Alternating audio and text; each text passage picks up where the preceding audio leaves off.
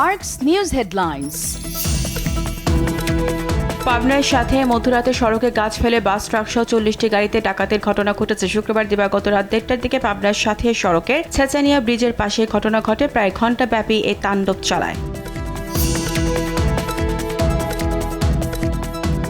শরীয়তপুরে গণপিটুনিতে 2 ডাকাত নিহত। সদর উপজেলার দাঁতপুর গ্রামে এই ঘটনা ঘটে। ডাকাতদের গুলিতে 3 জন আহত হয়। এলাকাবাসী ডাকাতদের ধাওয়া করে আটক করে পিটুনি দেয়। সারা দেশের আইনশৃঙ্খলা পরিস্থিতি স্বাভাবিক রাখতে অভিযান অব্যাহত রেখেছে যৌথ বাহিনী। গাড়ির কাগজপত্র ঠিক না থাকায় ও বাইকারদের হেলমেট না থাকায় 50টিরও বেশি মামলা। এছাড়া সন্দেহভাজন কয়েকজনকে আটক করা হয়।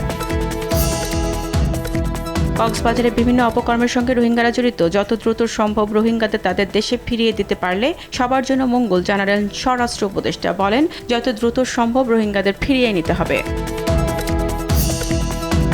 চিহ্নিত সন্ত্রাসীদের বিরুদ্ধে অল আউট অ্যাকশনের ঘোষণা দিয়েছে ঢাকা মহানগর গোয়েন্দা পুলিশ। ফ্যাসিস্ট পতিত রাজনৈতিক শক্তি বিভিন্ন অপরাধে ইন্ধন যোগাচ্ছে। তাদের ধরতে রমজানে বিশেষ অভিযান চালাবে গোয়েন্দা পুলিশ। রমজান ঘিরে যেন আগুন ঝরছে রোজার তরকারি পণ্যের বাজারে। লেবু, শসা, বেগুন, ছোলা, বেসনের দাম আকাশ ছোঁয়া। লেবুর ডজন বিক্রি হচ্ছে 220 থেকে 300 টাকায়। সংকট অব্যাহত রয়েছে ভোজ্য তেলেও।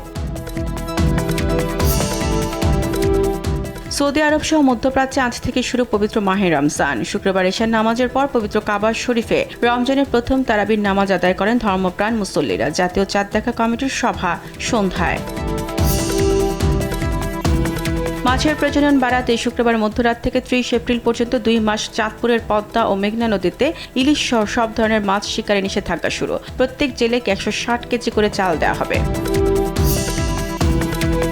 উত্তপ্ত বাক্য বিনিময় হল যুক্তরাষ্ট্রের প্রেসিডেন্ট ডোনাল্ড ট্রাম্প ও ইউক্রেনের প্রেসিডেন্ট ভ্লাদিমির জেলেনস্কির সঙ্গে।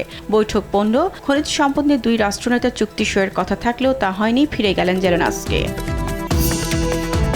লা লিগায় টেবিলের শীর্ষস্থানে ওঠার লক্ষ্যে রাতে মাঠে নামছে রিয়াল মাদ্রিদ। রিয়াল বেটিসের বিপক্ষে ম্যাচ শুরু রাত 11:30টায়। এই ম্যাচ জিতলেই বার্সাকে পেছনে ফেলে টেবিলের শীর্ষে ওঠার সুযোগ থাকছে রিয়ালের সামনে।